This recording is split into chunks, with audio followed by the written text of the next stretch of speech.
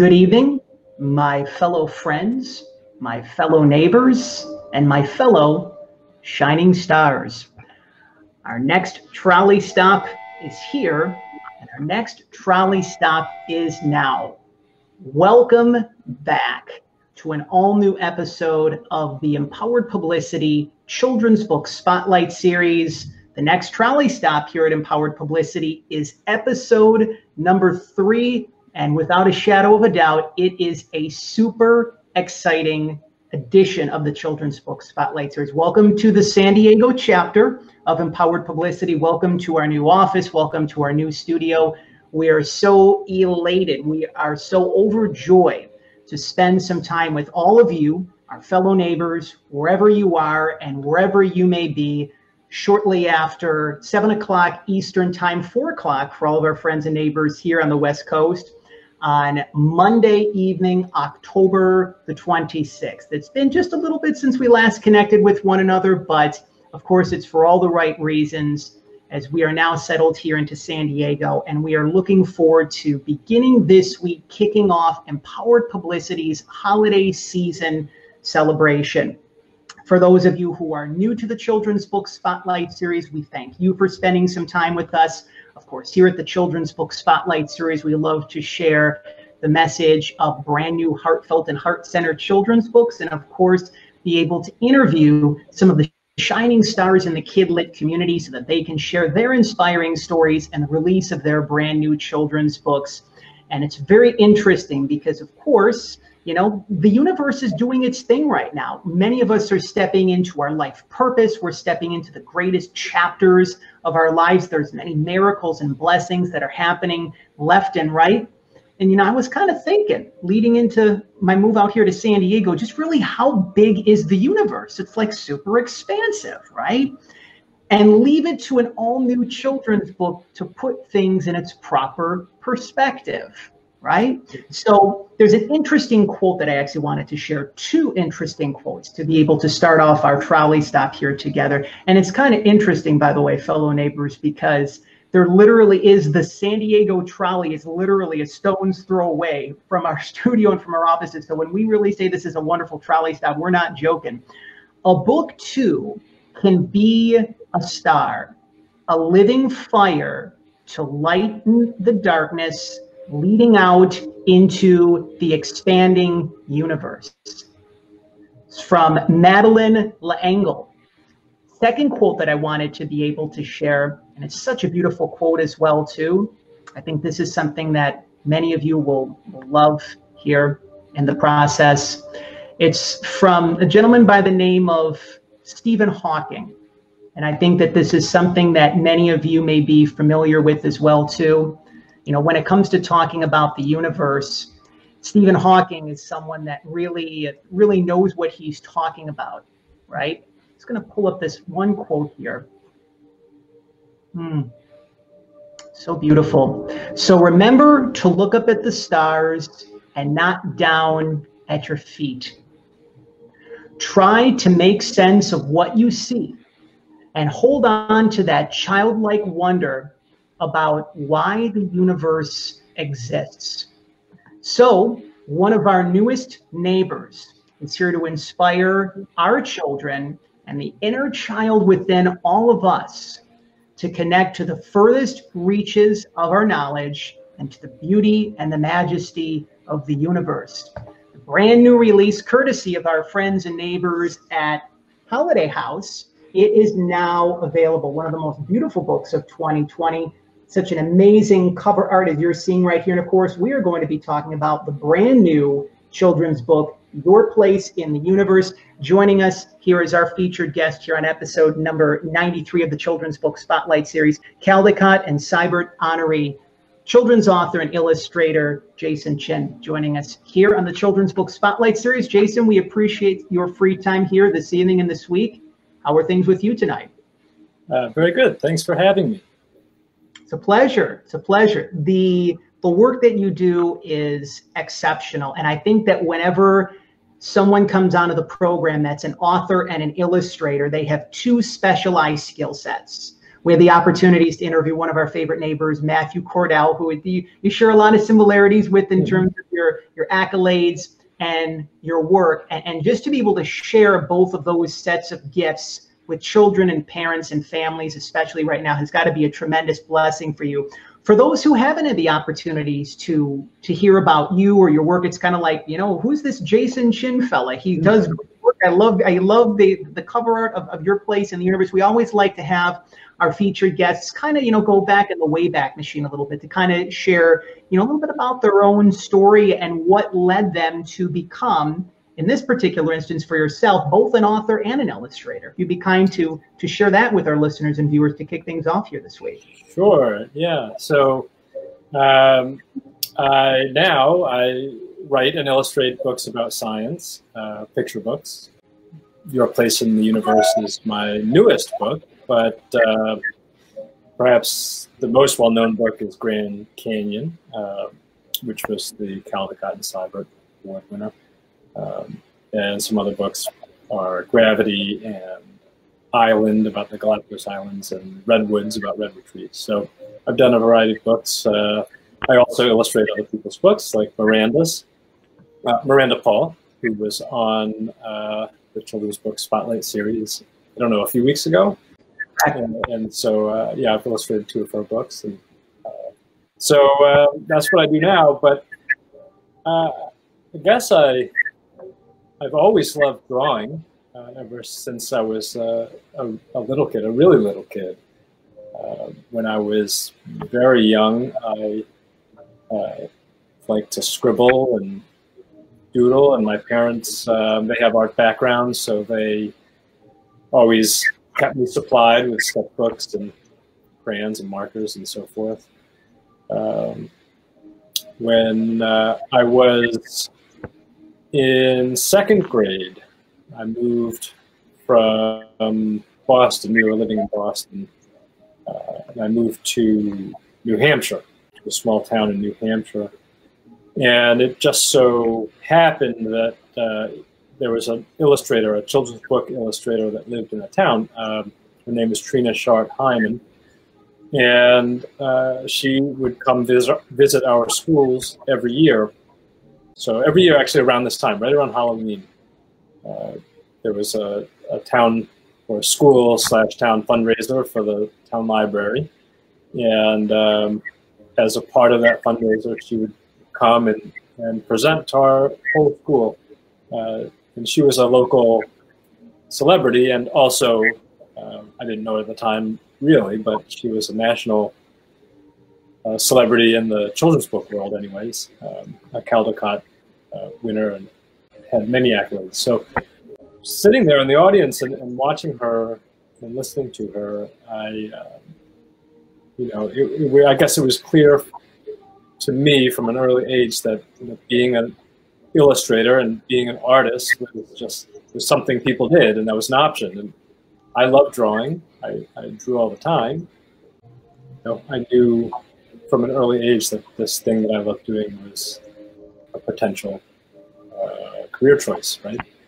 Along with being an astronaut and being a baseball player, all the other things I wanted to do.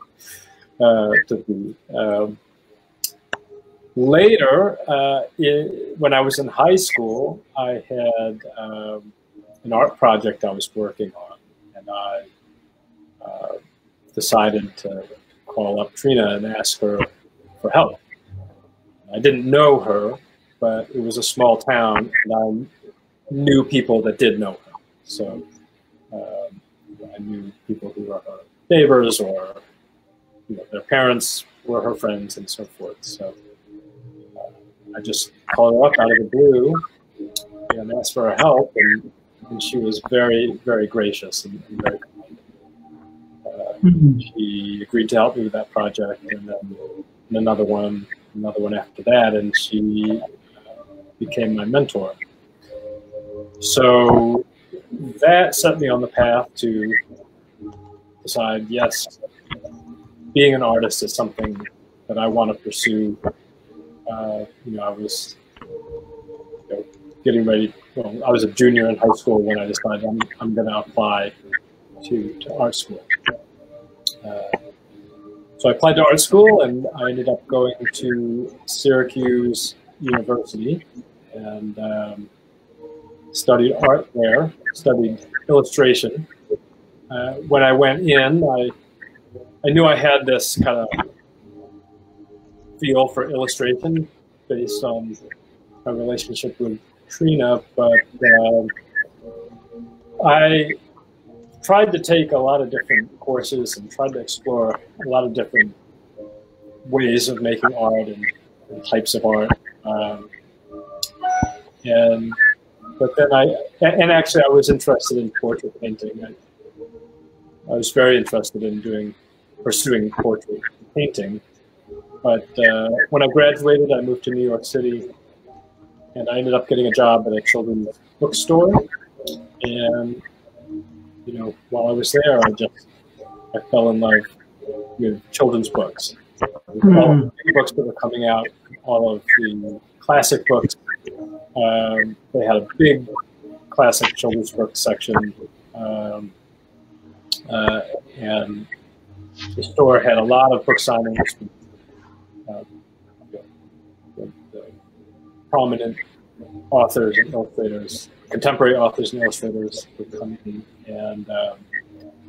and so it was very vibrant place, and it kind of cemented, pulled me right back to children's books. I thought I would try and escape and try something else, but just being in that environment made me realize how much I loved the art form. So, very much. From there, I pursued children's art as a career, and it took a while, but I think it's going to stay. I think I'm going to keep doing it. Yep. I don't think that you kind of, got to go to the 9 to 5 in that particular instance. Yeah. Not that there's anything wrong with the 9 to 5, so to speak. When did you, Jason, when did you know that there was something special? Was it a specific instance? Sometimes with, authors, it's like, when they become an Amazon bestseller. If there's authors that have been around for a while, when they crack the New York Times bestseller list, or, they get an accolade with the Washington Post, or if they're a Caldecott Honoree, that sort of thing. Was it one of those specific sort of larger benchmarks, or was it just like a collection of little experiences along the way where you felt it's like, what, I'm really tapped in and tuned into my life purpose, what it is that I'm meant here to do? I just a little bit along the way, little steps along the way is the right answer to that. I think knowing Trina, having a mentor of that stature believe in me was probably the biggest key to my success as an artist.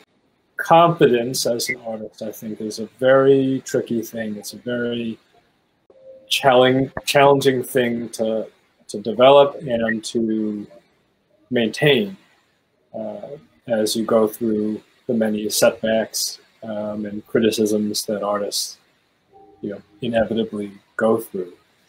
So having her, knowing in the back of my mind always that she was kind of backing me up. I don't know, not literally backing me up, but like, her belief in me. Support. Yeah, her support, psychologically backing me up. That's right. That was the biggest thing. It was the biggest thing because, I think in education we talk a lot about grit and persistence and sticking with it, and it's having that support was what helped me stick with it. Then from there, it was just a matter of putting my nose to the grindstone and sending out my artwork. Trying to get it published. And, I was very fortunate that I had little jobs all along the way. Like almost right out of art school, I got, small jobs at magazines, small jobs here and there that, it might have been only probably 2 in the first year that I was out of art school. They certainly didn't pay those, but but it was just enough to keep hope alive, keep me hoping and persevering, and, keep making artwork. It's very easy, especially when you're not getting paid and no one's asking you to make artwork for them. You don't have assignments. You don't have jobs that some publisher wants you to do. It's very easy to forget to actually make artwork. For other things in life to get in the way, or to come home from your day job and be exhausted and not feel like going back to the desk and making pictures. So luckily I had little things along the way to keep me going and keep my confidence up.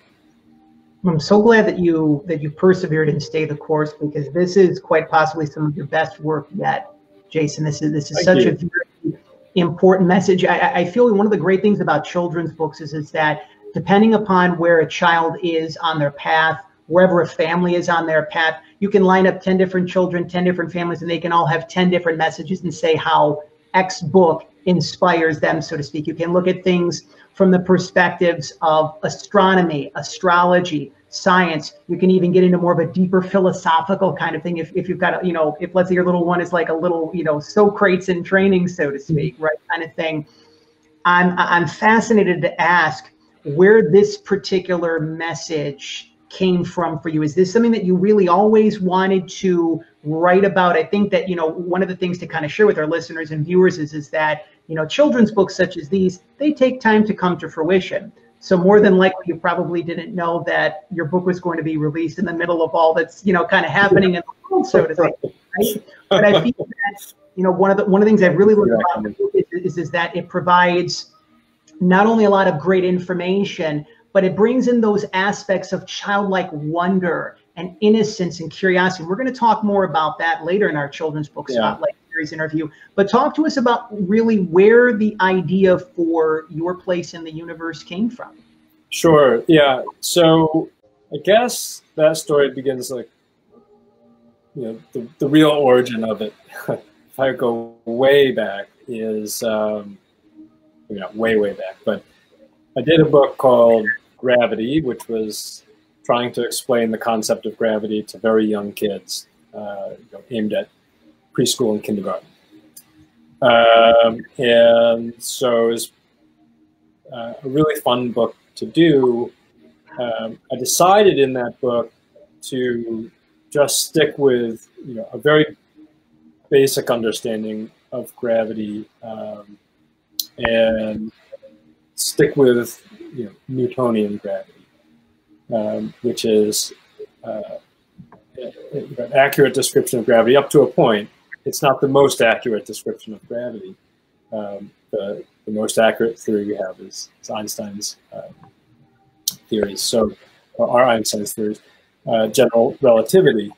And when I was researching that book, I became really fascinated with relativity and trying to understand it. It's a difficult concept to understand. It takes some persistence and an effort to make the kind of the mental leaps that are required to understand general relativity.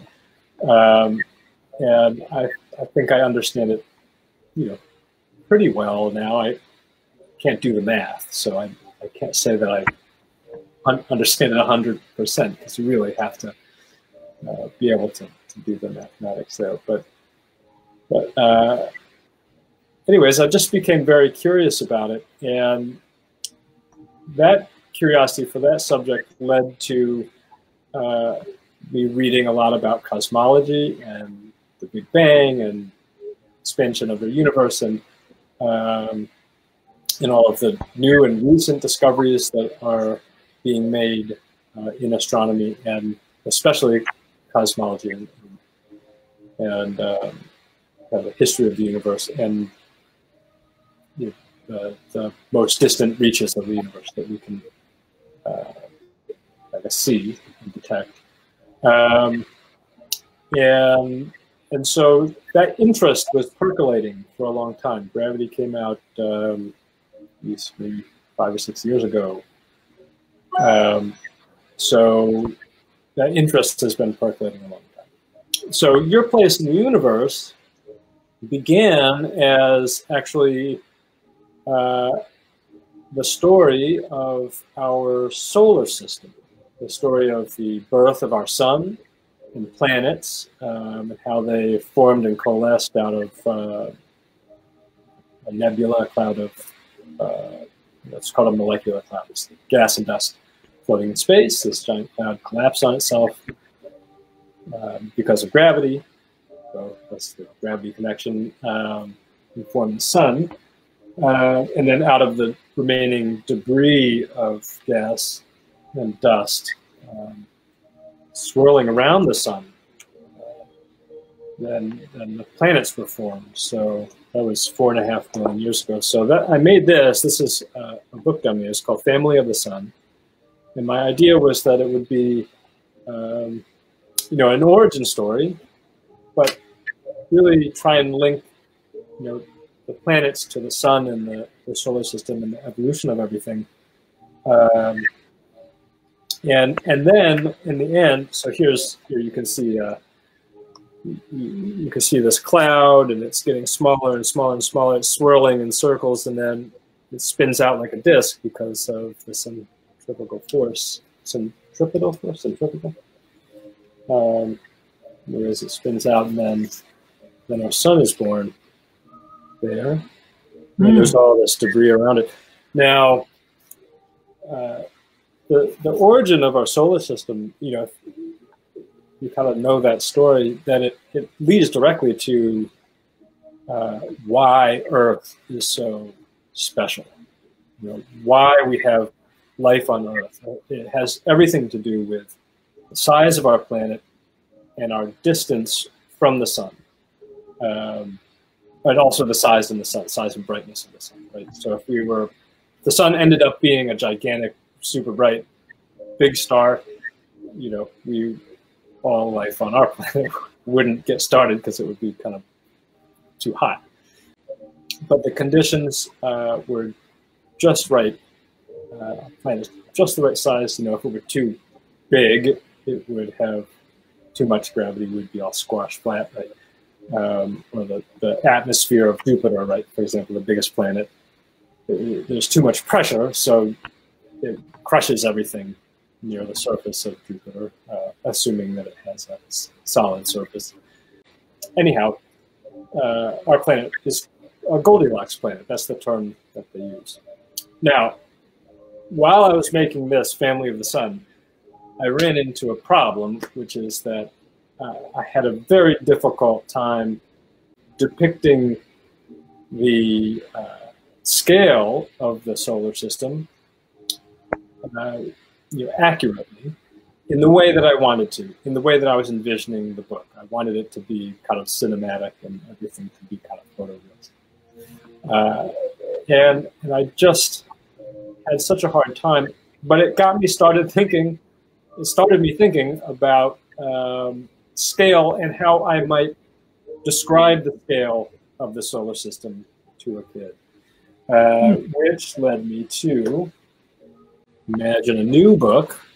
I titled it Imagine a Book, which maybe wasn't the best title. But in this book, the same book you're reading is, whoops, there it is next to the kid. And you can see how tall the book is. Correct. Next to a kid, and the kid is 5 times taller than the book, and the giraffe is 5 times taller than the kid. Giraffe. Yep. And yep, there it is. And then let's see, the giraffe is somewhere in there next to, where's the giraffe? It's in there somewhere next to the redwood, and the redwood's next to the, let's see, I'm covering it up there. Yeah, there it is, next to the buildings and so on. And the idea was to go progressively larger, stepping up, starting with the familiar and then getting bigger and bigger. And then I got to the solar system and I thought, well, why stop there? Let's keep going. So I decided to see if I could go all the way to the most distant thing that we can measure. And I don't, and I think scientists, this is kind of one of the wow facts for me, was that scientists have measured it. There's some, I guess there's a little debate now as to the accuracy of the measurement, but it's all within a certain range, and so they've measured the farthest thing that's possible to see. That, we can get into the details of that if you want, but it's called the cosmic microwave background. I feel that before, of course, we, expand out, one of my favorite illustrations is, when anytime that I see my spirit animal, which is a giraffe, like I just, oh, yeah. I'm Nice. totally excited, so to speak. So one of the things that I wanted to ask you is that the book, again, is very informative, yet it's very playful and engaging. There's a connection that children obviously have with animals. Again, it goes back to that innocence, that wonder, so to speak. How important was it for you to be able to have this balanced approach with the book, to be able to have the informative aspect where kids could, learn about, science, the universe, the technical aspects of the universe, but also share with them some different things that can really help to open up their hearts in addition to expanding their minds? So any book that I make, one of the main things I think about is how to connect with the reader right off the bat. That's probably every author will say that. You want to have a good opening that draws the reader in, that allows them to make an emotional connection. Often I look for a good surprise to put in the beginning, or in this case, I thought this book could use some humor, because the second half of the book is all in outer space and the pictures are all black star backgrounds, and it's things are getting bigger and bigger and more abstract, and it, like you said, it's technical. To be accurate, I had to be pretty technical. So the one spread I'll point to is this one, where, so let's see, let's hold it back a little bit. So there's some kids, they see that they're 5 times taller than the book, and then over here, there's this foot coming in the side of the screen, and it kind of looks like a dinosaur foot. So, the whole point of that was to pique your curiosity as the reader, to make you say, what the heck is that? What's coming next? And that makes you want to turn the page. So we talk a lot about page turns in picture books, and so that was, I think, a key one. And then the kids standing on their heads is fun. The ostriches knocking the books over, which is kind of fun. And so I wanted to set a tone that was engaging and lighthearted, because I think this this book ran the risk of becoming a little serious, a little too serious. So that was, I think, a key to it. Anyways, that's what I tried to do. Hopefully it worked out.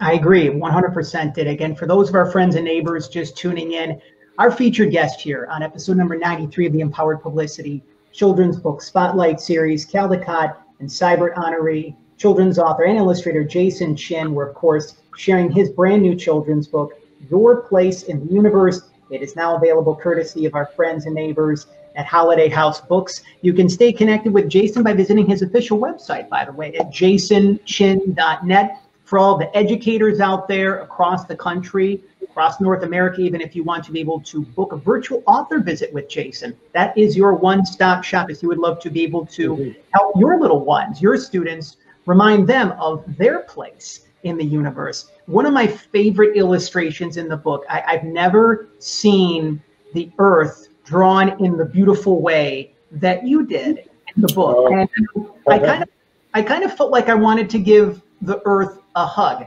because let's be honest, right now it seems like, you know, planet Earth needs a little Earth could use a hug. So this one, yeah.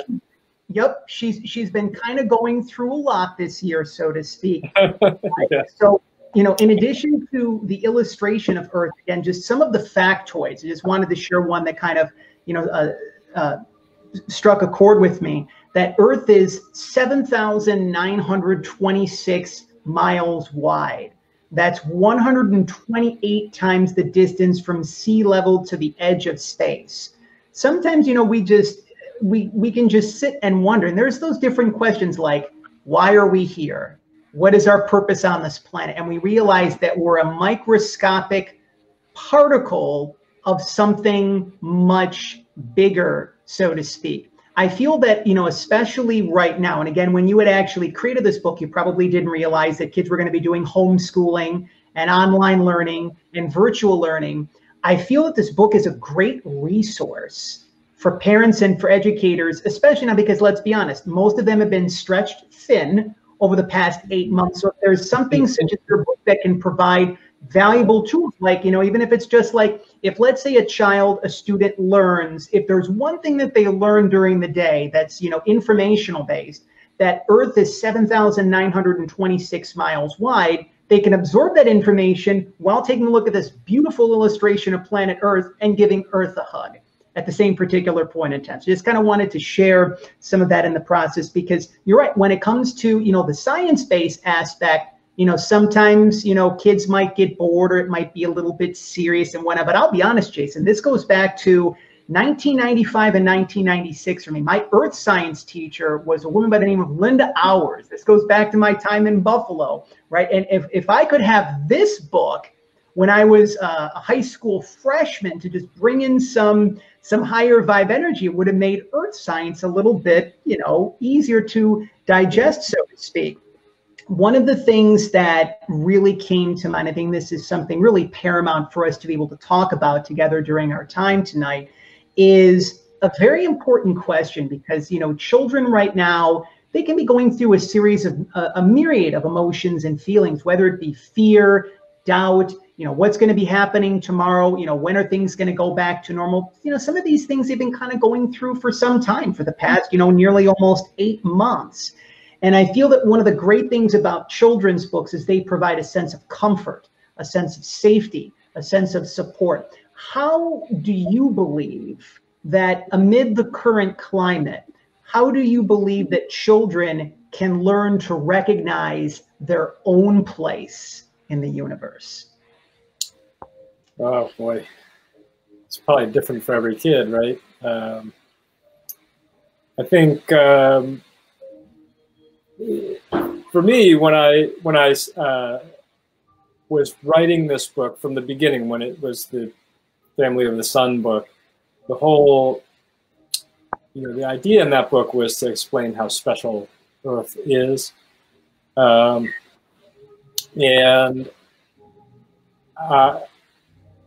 I really wanted to talk about that, and I ended up working it out really well, I think, in this book, because in this book I talk about how big the universe is. That's kind of the point of the book. The driving theme throughout the book is there's a next bigger thing, and then there's the next bigger thing, and then there's the next bigger thing, and then you get to the universe, and it's just like mind-bogglingly big. You can't even understand how big it is. And then I wanted to bring it back to Earth and say, but our place in the universe is special, and you shouldn't confuse size with significance. You know, we might be so tiny, and, you know, we're a speck on a speck on a speck in this enormous universe. You know, we're just here for a fleeting moment in time, but our place is special. And the fact that we know our place in the universe, The fact that you can read this book and learn how far away the sun is, or how big the Milky Way is, and so forth, and imagine where we are.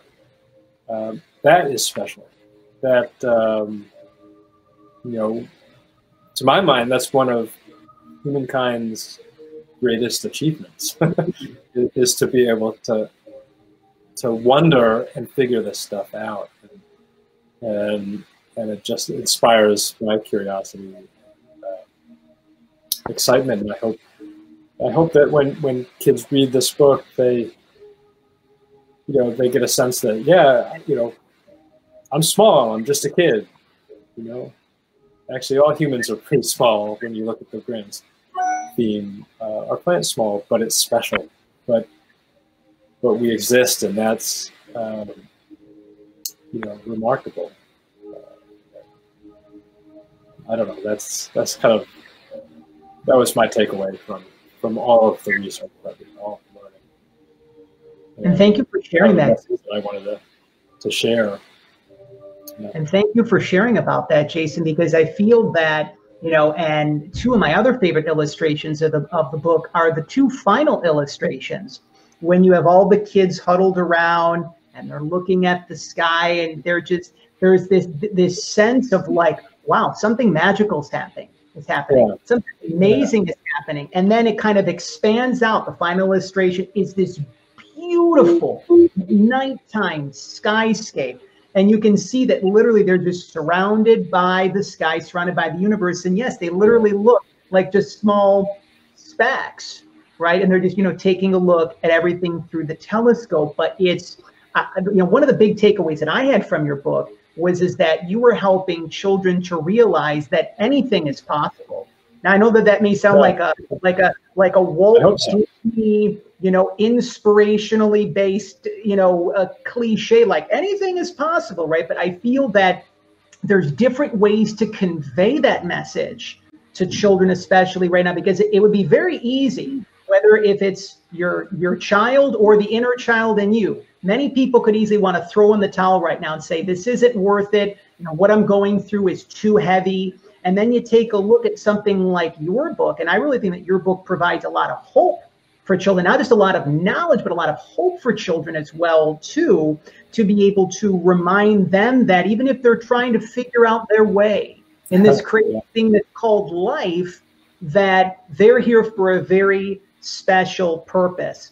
I feel that as custodians, it's the term that I use, I feel that all of us are custodians for children, whether we're a parent, grandparent, teacher, educator, if we babysit a little one, that we all help children in their growth and in their development, emotionally, psychologically. One of the things that I really love as well of many about your book is the message of igniting curiosity, to open up the mind, to open up the heart simultaneously. And it's just like, again, those final two-thirds of illustrations, like, wow, like look at how big the sky is, look at how big the universe is.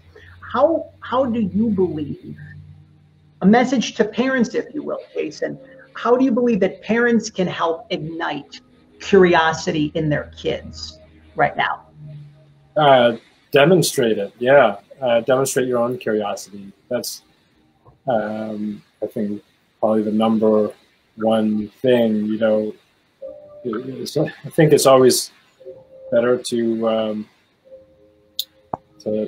show and set examples than to tell.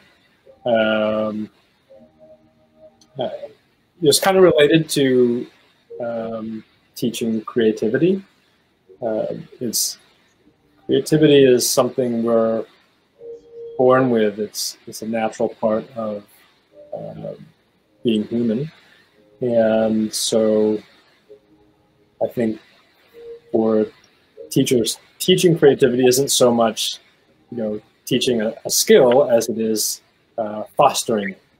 I think the same thing goes with curiosity. I think kids are like, I heard this analogy once. Raising a kid is like growing a flower or or a garden or something. You don't try and take your sunflower and shape it into the shape that you want it to be. You water it, you tend it, and you give it the right soil and environment and enough sunlight, and then it grows into whatever shape it's going to be. And I think, with that mindset,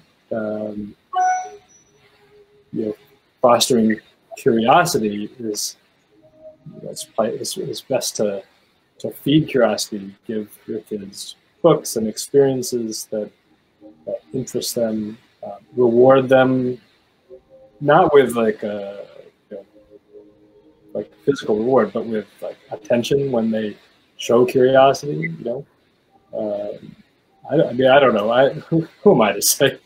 I'm a struggling parent like every other parent, I think. So I don't know. That's just my thoughts, and you can hopefully it resonates with someone, but maybe there's a better way out there. And thank you for also sharing your vulnerability with us, Jason, because I can't speak on behalf of being a parent because I'm not one yet on mine and things. I feel that's kind of one of the main reasons why I kind of came here this go around, so to speak. So whenever that happens, so be it. But I feel that at our core, we all have the same goal for our children. We want them to be happy, to grow into someone special, so that they enjoy whatever it is that they're doing. When we're providing tips and tools and resources, especially for our children right now, we're very much setting them on the right track for happiness and for success and for love and for joy. And I'm putting out a super awesome visual. If you want to talk about this, there is a full moon this forthcoming Saturday, which happens to fall on Halloween. So I'm putting out this visual of parents and children and families all across the country, all around the world, are spending time on Halloween night, looking up at the sky while reading Your Place in the Universe. Once again, is now available courtesy of our friends and neighbors at Holiday House Books. I always, this may sound kind of kooky, but I kind of have a relationship with the full moon. I call her La Luna, which is Spanish for the moon, and it's no joke. Every single time there's a full moon in the sky, there's always magic and miracles that happen as well, too. And I believe that if you take the time to, purchase Jason's book for your little one, I wouldn't be surprised if there's some magic and miracles that come into your life and the lives of your little ones. There's so much that you've definitely learned, it seems, Jason, throughout your entire career as an author and an illustrator. Whenever anyone creates something individually and specifically, there's a few takeaways. So it's interesting because you obviously set the intention to write this book to help children learn several specific things. What did writing Your Place in the Universe teach you about yourself and teach you about life? Ooh, what did it teach me about myself?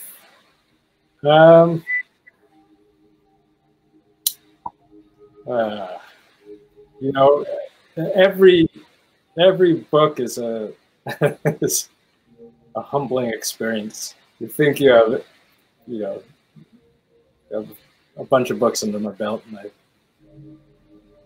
you think it's going to get easier, or you think it's gonna, you figured it out, and you've got your idea.